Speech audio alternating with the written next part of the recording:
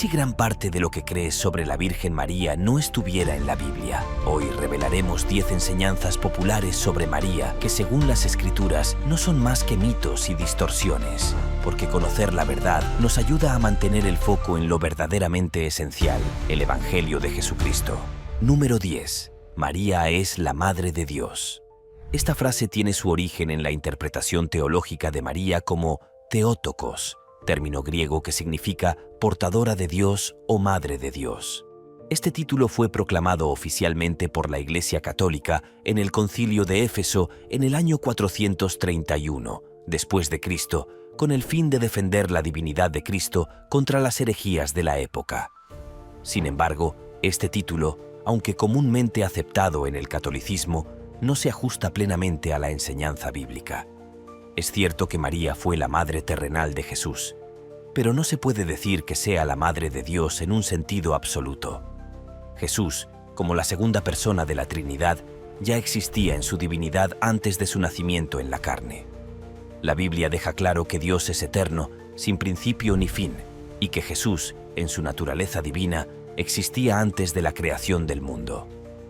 María fue elegida por Dios para ser la madre de Jesucristo en su humanidad, pero no puede ser considerada la Madre de Dios en el sentido de que dio origen a su naturaleza divina. Este título, aunque pretendía resaltar la importancia del nacimiento de Jesús y su unión con la humanidad, ha sido malinterpretado con el tiempo y ha dado lugar a conceptos erróneos sobre el papel de María en la teología cristiana. El título de Madre de Dios puede llevar a la idea errónea de que María es la causa original de todo, incluso por encima de Dios mismo. Si no se entiende correctamente, este concepto puede dar lugar a graves errores doctrinales e incluso herejías. Número 9. María no tuvo otros hijos. El dogma de la virginidad perpetua sostiene que María permaneció virgen durante toda su vida, lo que implica que no tuvo otros hijos aparte de Jesús.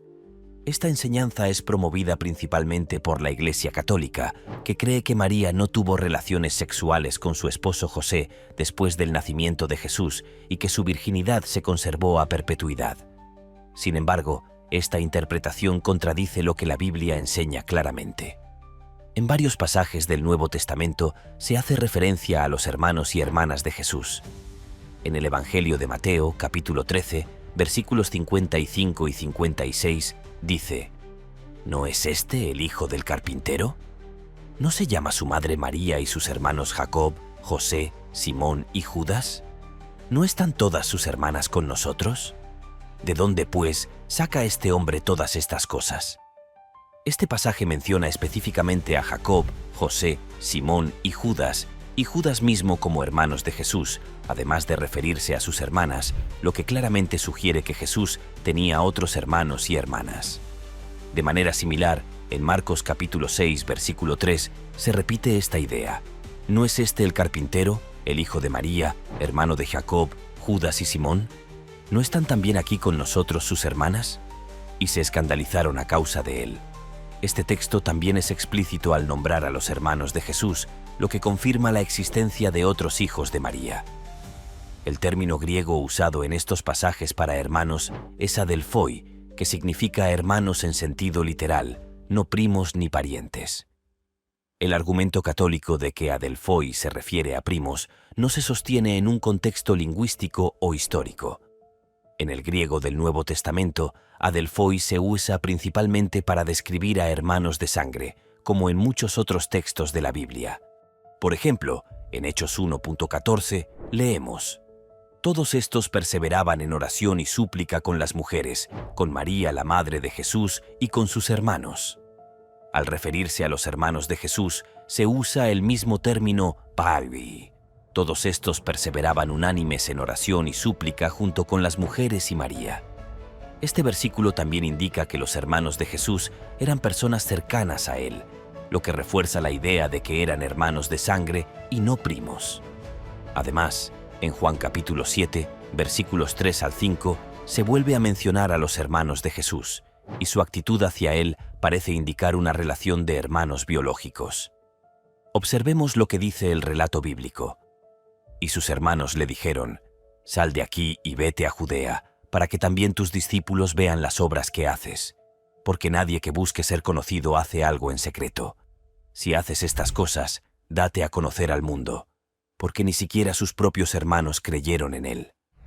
Aquí, los hermanos de Jesús le hablan claramente como si fueran sus parientes cercanos, lo que subraya la idea de que, de hecho, eran sus hermanos biológicos.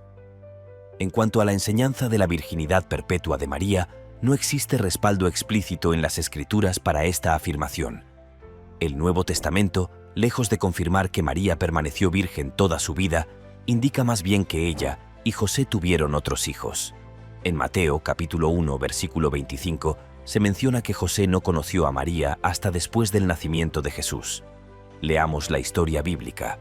Pero no la conoció hasta que ella dio a luz a su hijo primogénito y le puso por nombre Jesús. La NTV traduce este pasaje de la siguiente manera: pero no tuvo relaciones sexuales con ella hasta que nació su hijo, y José le puso por nombre Jesús. El uso de la palabra wa'a implica que después del nacimiento de Jesús, José y María tuvieron una relación matrimonial normal, lo que habría dado como resultado más hijos. Estimado oyente, la enseñanza bíblica es clara en cuanto a que Jesús tuvo hermanos y hermanas, y el término bu, utilizado en los evangelios, es coherente con su significado común de hermanos biológicos. La interpretación de que María no tuvo otros hijos y que permaneció virgen toda su vida carece de fundamento bíblico y es más bien una tradición posterior incorporada al dogma católico. Número 8. María fue concebida sin pecado o Inmaculada Concepción. El dogma de la Inmaculada Concepción, proclamado por la Iglesia Católica en 1854, sostiene que María fue concebida sin pecado original, es decir, desde el momento de su concepción estuvo libre de todo pecado, incluido el heredado de Adán y Eva. Según esta doctrina, María fue preservada de la mancha del pecado original para poder ser la madre de Jesús, el Salvador.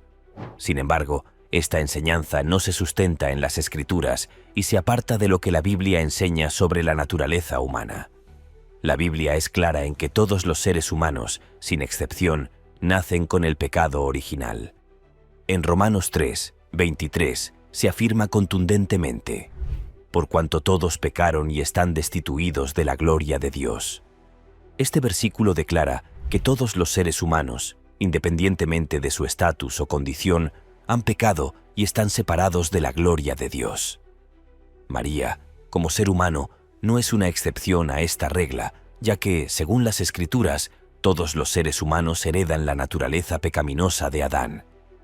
La Biblia no hace distinción para María, lo que significa que, según el testimonio bíblico, ella también estuvo sujeta al pecado original, como toda la humanidad. Además, María misma reconoció su necesidad de un Salvador, lo cual habría sido innecesario si no hubiera tenido pecado. En Lucas capítulo 1, versículo 47, cuando María expresa su alabanza a Dios, dice: «Y mi espíritu se regocija en Dios mi Salvador».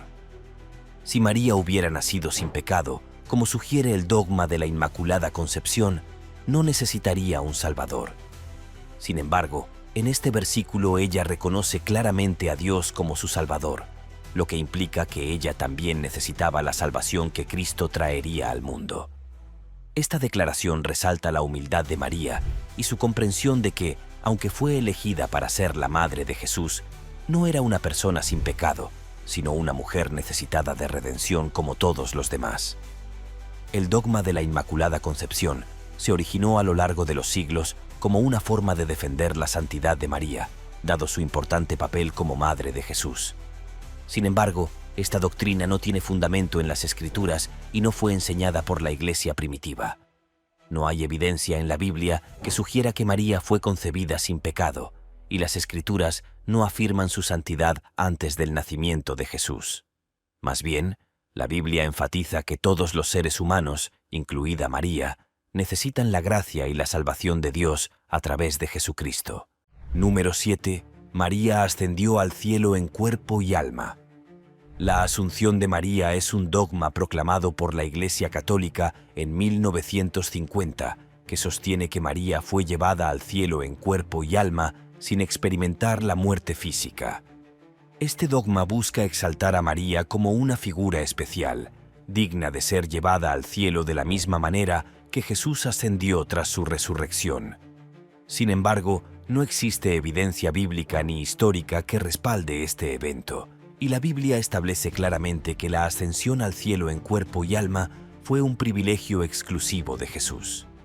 Sin embargo, la Biblia no menciona ni sugiere en ninguna parte que María experimentara una ascensión similar. La idea de que María fue llevada al cielo en cuerpo y alma no tiene respaldo en las Escrituras y no aparece en los relatos evangélicos ni en los escritos apostólicos. En cambio, la enseñanza bíblica es que todos los creyentes, incluyendo a María y a los apóstoles, esperan la resurrección y la futura glorificación al regreso de Cristo. En el capítulo 16, el apóstol Pablo describe cómo ocurrirá la resurrección de los muertos y la transformación de los creyentes al regreso de Jesús. Observemos lo que dice el relato bíblico. Porque el Señor mismo, con voz de mando, con voz de arcángel y con trompeta de Dios, descenderá del cielo, y los muertos en Cristo resucitarán primero. Este versículo y otros establecen claramente que la resurrección de los creyentes, incluida María, ocurrirá en el futuro, cuando Cristo regrese, no antes. María, como todos los cristianos, espera esa futura glorificación, y no hay ninguna indicación en las Escrituras de que haya subido al cielo en cuerpo y alma antes de ese evento. Número 6. María es reina del cielo. En la doctrina católica, María es venerada y exaltada como la reina del cielo. Este título tiene una gran carga de veneración y forma parte de la devoción mariana en muchas prácticas litúrgicas, donde se le atribuye una posición de realeza celestial. Se le da el honor de ser la reina en el cielo como si ocupara un trono junto a su Hijo, Jesús, y como mediadora entre Dios y los hombres. Sin embargo, al examinar las Escrituras, encontramos que este título carece de fundamento bíblico, y en algunos casos incluso se usa en un contexto pagano que fue condenado por Dios en el Antiguo Testamento. El título de Reina del Cielo aparece en la Biblia en Jeremías, capítulo 7, versículo 18, donde se refiere a una práctica pagana que el pueblo de Israel había adoptado: adorar a la diosa Astarte. Este culto estaba relacionado con prácticas idólatras y es estrictamente rechazado por Dios. El versículo dice: los hijos recogen leña, los padres encienden el fuego y las mujeres amasan la masa para hacer tortas para la reina del cielo y para ofrecer sacrificios a otros dioses para provocarme a ira. Este pasaje se refiere a la adoración a la reina del cielo, un título pagano usado para describir a la diosa Astarte, quien era venerada en muchas culturas antiguas, especialmente entre los fenicios y los cananeos. Dios condenó enérgicamente estas prácticas idólatras, y en el contexto de este versículo, la reina del cielo no tiene nada que ver con María, sino con una figura pagana. De igual manera, en Jeremías capítulo 44, versículos 17 al 19, el profeta denuncia la idolatría del pueblo de Israel, que continuaba adorando a Astarte y a otras deidades. Observemos lo que dice el relato bíblico. Pero ciertamente pondremos en práctica cada palabra que ha salido de nuestra boca.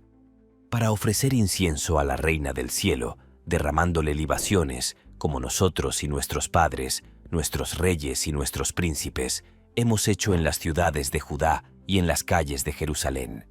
Y teníamos abundancia de comida y estábamos alegres, y no vimos mal alguno. Pero desde que dejamos de ofrecer incienso a la reina del cielo y de derramarle libaciones, nos ha faltado todo, y estamos consumidas por la espada y el hambre. Y cuando ofrecimos incienso a la reina del cielo y le derramamos libaciones, ¿acaso nosotras mismas hicimos tortas para adorarla y le derramamos libaciones sin el consentimiento de nuestros esposos? De nuevo, la referencia a la reina del cielo, en este contexto, se relaciona con la adoración de un ídolo pagano. Aunque la Iglesia Católica le ha dado a María el título de Reina del Cielo, no hay evidencia bíblica que lo respalde. En las Escrituras, Jesús es el único rey que ocupa un trono celestial. Es importante reconocer que, si bien María es honrada en la fe cristiana por su obediencia y su rol como madre de Jesús, la Biblia no le otorga el título de Reina del Cielo. Este título y su origen se asociaron con prácticas idólatras que Dios condenó y no deben aplicarse a María. Las Escrituras nos llaman a reconocer a Jesús como el único Rey celestial y a seguir el ejemplo de humildad, fe y obediencia de María, pero sin atribuirle un rol real que la Biblia no le otorga. Número 5. María es corredentora con Cristo. En algunas doctrinas del catolicismo se sostiene la idea de que María participó activamente en la redención de la humanidad junto con Jesús y se le atribuye el título de corredentora.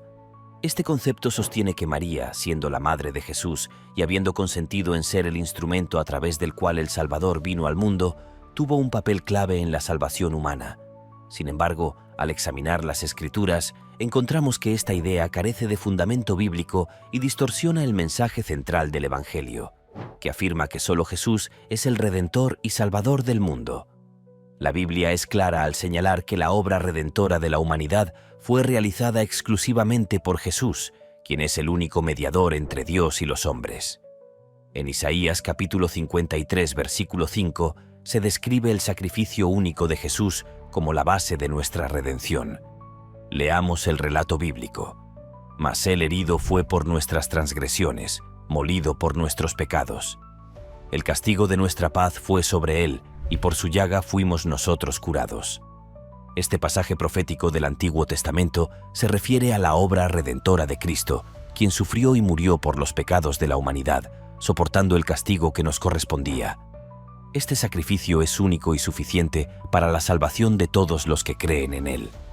No se menciona que alguien más, como María, haya participado en ese sacrificio o contribuido a la redención de los seres humanos.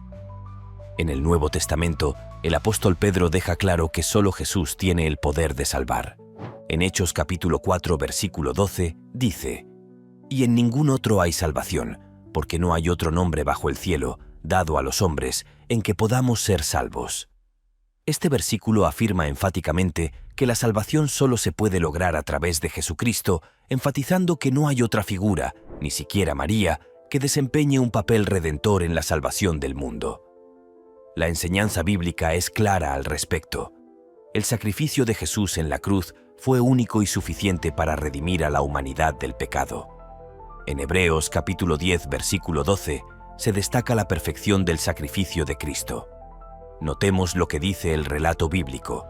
Pero Cristo, habiendo ofrecido un solo sacrificio por los pecados para siempre, se sentó a la diestra de Dios. Este versículo deja claro que el sacrificio de Jesús en la cruz fue de una vez por todas, sin necesidad de ningún elogio o contribución adicional. La idea de que María, o cualquier otra persona, pueda compartir la redención humana junto con Cristo contradice la enseñanza bíblica de que el sacrificio de Jesús es completo y suficiente para salvar a todos los que creen en él. Ahora bien, es importante reconocer el papel crucial de María en la historia de la salvación. Como madre de Jesús, fue elegida para ser el instrumento a través del cual el Salvador vino al mundo. En Lucas capítulo 1, versículo 38, María muestra su humildad y disposición para aceptar el plan divino cuando dice: «He aquí la esclava del Señor, hágase en mí según tu palabra». Y el ángel se apartó de su presencia. María es un ejemplo de fe, obediencia y humildad ante Dios. Sin embargo, en ningún momento la Biblia la presenta como participante activa en el sacrificio redentor de Cristo. Su papel fue esencial para que Jesús naciera al mundo, pero también para que fuera el Salvador. Número 4. María es omnipresente y escucha nuestras oraciones. En numerosas enseñanzas y tradiciones del catolicismo se sostiene firmemente que María, en su papel como madre de Jesús, posee la extraordinaria capacidad de escuchar y responder simultáneamente a las oraciones y súplicas de millones de personas en todos los rincones del mundo. Esta creencia fundamental está profundamente vinculada a la concepción de que María desempeña un papel especial como intercesora y mediadora entre los fieles y Dios, actuando como una figura maternal y cercana que comprende las necesidades y anhelos de todos los creyentes. En esta tradición se le atribuye la capacidad sobrenatural de estar presente en todos los lugares al mismo tiempo, manifestándose donde sea necesaria su presencia. Es decir, se le considera dotada del don de la omnipresencia. Sin embargo, al realizar un análisis detallado y minucioso de las Sagradas Escrituras, podemos observar claramente que esta idea no solo carece de fundamento bíblico sólido, sino que también distorsiona significativamente la naturaleza única y exclusiva de Dios, quien es el único ser que verdaderamente posee el atributo divino de la omnipresencia. La omnipresencia, que se define como la capacidad supernatural de estar presente en todos los lugares del universo simultáneamente, es una característica que pertenece exclusivamente a la naturaleza divina de Dios. En el Salmo 139, versículos 7 al 10, encontramos una profunda y poética reflexión del salmista sobre la naturaleza infinita de la presencia de Dios, donde se destaca de manera extraordinaria su capacidad de estar en todas partes. ¿A dónde me iré de tu espíritu? ¿Y a dónde huiré de tu presencia? Si subo a los cielos, allí estás tú. Y aunque en el Seol preparo mi lecho, he aquí, allí estás tú. Si tomo las alas del alba y habito en el extremo del mar, aún allí me guiará tu mano y me asirá tu diestra. Este pasaje bíblico revela de manera inequívoca que únicamente Dios posee la capacidad absoluta de estar presente en todo lugar y en todo momento de la existencia. Dios, en su naturaleza infinita, no está limitado por las restricciones temporales ni espaciales que afectan a todas las criaturas creadas, y puede manifestar su presencia en todas partes simultáneamente, lo cual nos proporciona la seguridad reconfortante de que siempre escucha nuestras oraciones, sin importar dónde nos encontremos o cuál sea nuestra situación. La omnipresencia es, por lo tanto, una característica divina fundamental que distingue a Dios de cualquier otra criatura en el universo. No obstante, en la tradición católica se ha desarrollado la creencia de que los santos, y muy especialmente María, poseen la capacidad sobrenatural de escuchar y responder a las oraciones de los fieles en cualquier momento y lugar.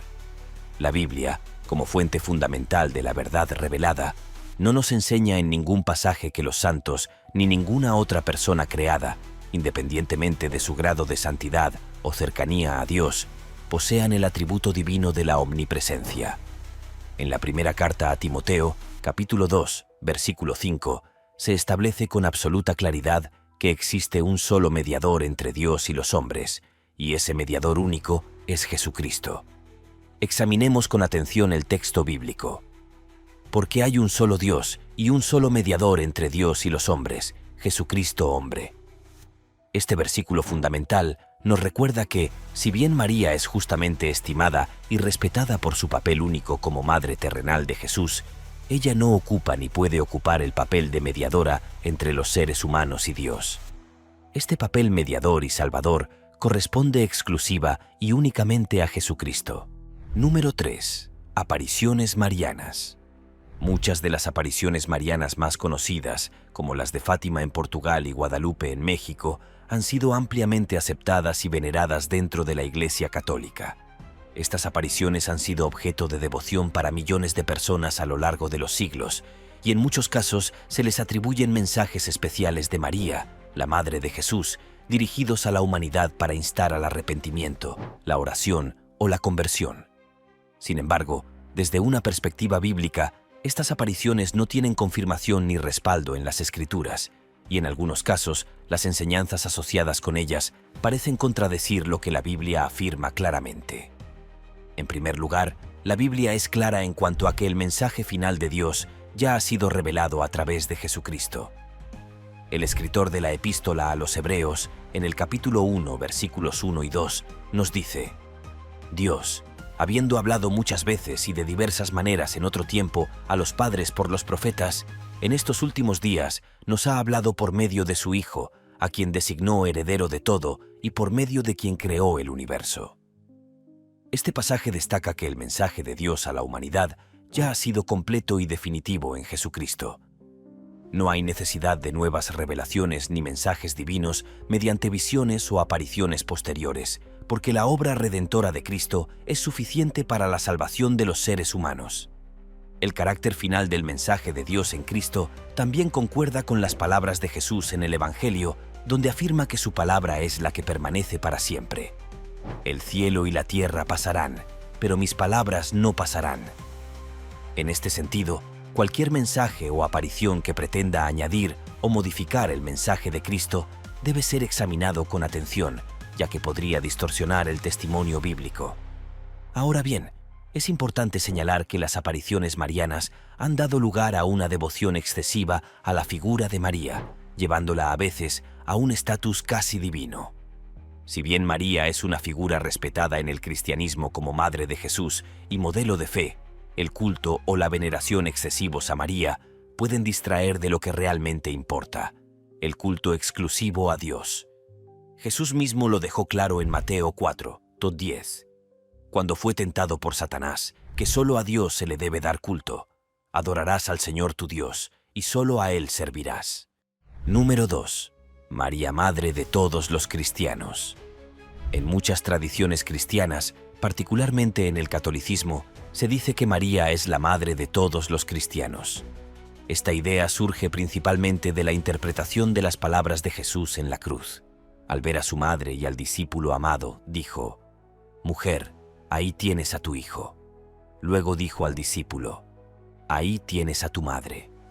Este pasaje ha sido interpretado por algunos como una indicación de que María no solo es la madre de Jesús, sino también la madre espiritual de todos los creyentes.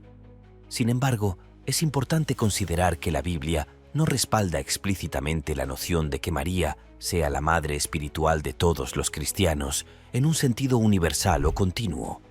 Aunque Jesús confió a su madre el cuidado de Juan, su discípulo amado, no se puede concluir que este acto simbólico establezca un papel para María como madre de todos los cristianos, en el sentido en que algunos lo entienden hoy. La Escritura enseña que todos los cristianos tienen a Dios como su Padre. En Juan capítulo 1, versículo 12 dice: «Mas a todos los que le recibieron, a los que creen en su nombre, les dio potestad de ser hechos hijos de Dios». Jesús, a lo largo de su ministerio, enfatizó que los creyentes deben ser parte de la familia de Dios, no necesariamente a través de una figura terrenal, sino a través de una relación directa con Dios Padre. En Mateo capítulo 12, versículo 50, Jesús explicó: «Porque todo aquel que hace la voluntad de mi Padre que está en los cielos, ese es mi hermano, mi hermana y mi madre». Aquí, Jesús establece que la relación espiritual de los creyentes con Dios es más importante que cualquier vínculo terrenal. Por lo tanto, aunque María tuvo un papel único y crucial como Madre de Jesucristo, la Biblia enseña que todos los creyentes son hijos de Dios mediante la fe en Cristo. María es un ejemplo de fe y obediencia, pero no se le debe dar un papel que solo le corresponde a Dios como Padre de todos los cristianos. Número 1. María cometió adulterio.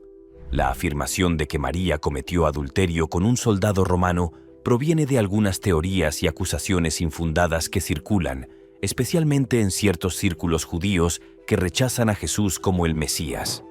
Estos grupos, en su rechazo a la figura de Jesús, han mantenido la idea de que Jesús no era el hijo legítimo de José y María, sino el fruto de una relación ilícita, mencionando a menudo un supuesto adulterio con un soldado romano. Sin embargo, esta acusación es infundada y contradice claramente los relatos bíblicos e históricos. En primer lugar, los evangelios y las escrituras cristianas no respaldan en absoluto tal teoría. Según la Biblia, Jesús fue concebido por el Espíritu Santo, como se describe en el Evangelio de Mateo, capítulo 1, versículos 18 al 20. El nacimiento de Jesucristo fue como sigue. Estando desposada María su madre con José, antes de que se unieran, se halló que estaba encinta por obra del Espíritu Santo. José, su esposo, siendo un hombre justo y no queriendo avergonzarla, decidió divorciarse de ella en secreto. Mientras pensaba en esto, un ángel del Señor se le apareció en sueños y le dijo: «José, hijo de David, no temas recibir a María tu esposa, porque lo engendrado en ella es del Espíritu Santo». En conclusión, las creencias sobre María, aunque ampliamente aceptadas y veneradas en ciertos sectores del cristianismo, particularmente en la Iglesia Católica, carecen de un fundamento bíblico claro y pueden llevar a una interpretación errónea de la fe cristiana. María fue, sin duda, una mujer piadosa y obediente, elegida por Dios para ser la madre de Jesucristo, el Salvador del mundo. Su ejemplo de humildad y devoción es digno de ser imitado por todos los creyentes. Sin embargo, la Biblia no le otorga el papel central y divino que muchas tradiciones humanas le atribuyen hoy. De hecho, algunas de estas interpretaciones y creencias, como su intercesión universal o su papel de corredentora, pueden fácilmente llevar a prácticas que rozan la idolatría, distorsionando el verdadero culto que solo debe dirigirse a Dios. Es importante recordar que el culto y la veneración pertenecen exclusivamente a Dios. Si bien María es una figura admirable en la historia de la salvación, Jesucristo es el único mediador entre Dios y los hombres, y Dios Padre es el único digno de nuestra adoración.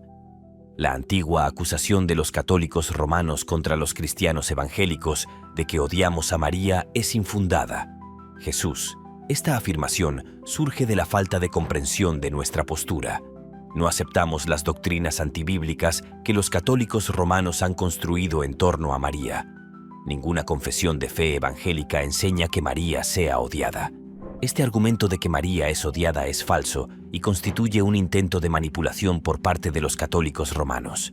La realidad es que los evangélicos rechazan a la otra María que presentan, que es muy diferente de odiar a María.